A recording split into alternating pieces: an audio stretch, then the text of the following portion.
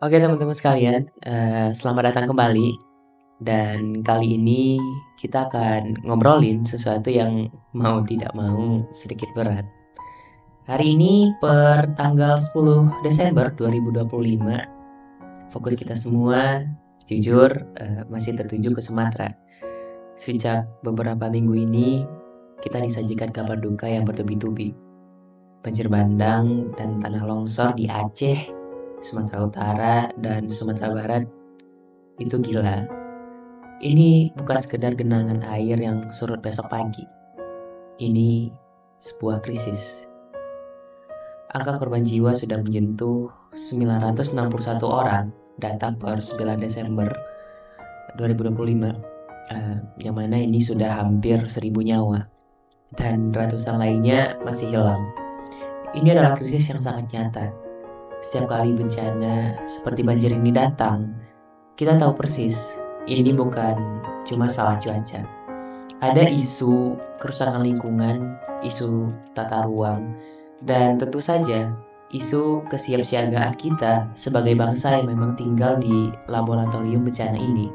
Nah, dari semua elemen masyarakat yang harusnya turun tangan, saya ingin menyorot satu kelompok yang punya privilege dan modal besar. Dari perannya sering tereduksi. Ya, saya berbicara tentang soal kelompok pemuda terdidik atau yang akrab dipanggil dengan mahasiswa. Mereka adalah orang-orang yang sedang belajar ilmu-ilmu paling mutakhir di kampus. Mereka punya energi dan punya idealisme. Pertanyaan sederhana tapi penting yang saya tanyakan ke teman-teman saya, yaitu melihat kondisi geografis dan tingkat risiko bencana di Indonesia yang semakin tinggi, apa sih modal utama yang dimiliki oleh kelompok pemuda terdidik atau mahasiswa untuk berkontribusi secara nyata dalam penanggulangan bencana? Nah, mereka menjawab seperti ini. Indonesia adalah negara dengan tingkat bencana tertinggi. Gempa, banjir, longsor, letusan gunung, semuanya realitas sehari-hari. Mahasiswa punya pengetahuan, jaringan, dan kreativitas. Itu yang membuat kita penting dalam upaya mitigasi dan tanggap darurat.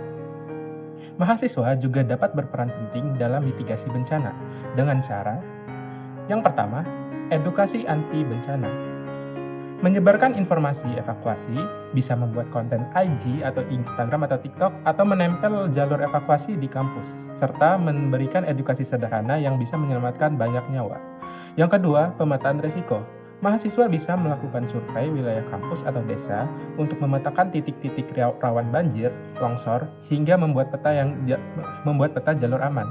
Yang ketiga, inovasi teknologi. Sistem sensor banjir atau aplikasi pelaporan cepat sirene mandiri juga bisa menjadi teknologi kampus yang bisa membantu banyak sekali korban bencana. Yang keempat, ada gerakan kampus siaga bencana, yaitu simulasi evakuasi, pelatihan kesiapsiagaan, dan checklist keamanan bangunan kampus adalah termasuk dalam bentuk bela negara bagi mahasiswa. Peran mahasiswa dalam tanggap darurat menjadi relawan lapangan dengan mengatur logistik, bantu dapur umum, bantu evakuasi ringan, hingga pendataan korban. Terus yang kedua ada menjadi tim informasi, yaitu bekerja untuk memastikan informasi benar, melawan segala hoaks yang ada, dan menyebarkan update yang terpercaya ke masyarakat. Yang ketiga ada menjadi dukungan psikososial. Menjadi mahasiswa psikologi, kesehatan, atau pendidikan bisa menenangkan korban, terutama anak-anak, lewat aktivitas yang sederhana.